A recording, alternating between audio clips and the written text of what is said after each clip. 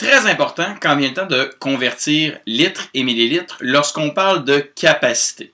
Parce que tu vas voir que quand on travaille le volume, il faut travailler vraiment autrement. Mais quand on parle de la capacité, donc je te rappelle que la capacité, c'est la quantité qu'un récipient peut contenir, on va utiliser le litre et le millilitre. Évidemment, souvent, il faut passer d'un à l'autre. Se rappeler que dans un litre, il y a 1000 millilitres et qu'avec 1000 millilitres, ça fait 1 litre.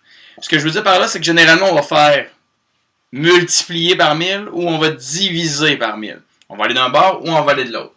Donc, si j'ai 5 litres de lait, car j'adore le lait, ben, pour savoir la quantité en millilitres, ben, je vais multiplier par 1000 et je me rends compte que 5 jolis litres de lait, ça équivaut à 5000 millilitres.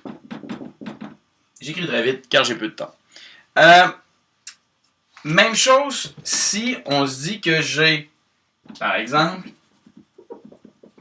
au lieu d'avoir 5 litres, j'ai 4 litres et demi, donc 4 litres et 5 dixièmes de litre. Hein? Donc, si je fais fois 1000, je me rends compte que ça me donne 4500 millilitres. Très important, encore une fois, on est tannant avec ça, mon auteur leur dit. Si on a 5 dixièmes d'une unité, 5 dixièmes de 1 litre, ça veut dire quoi?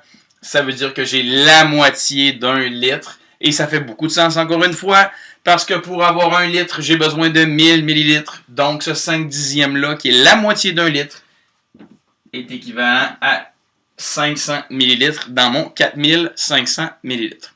Alors, je te rappelle que lorsqu'on est en millilitres, on divise par 1000 pour savoir combien ça fait de litres, combien ça fait de pinte de lait.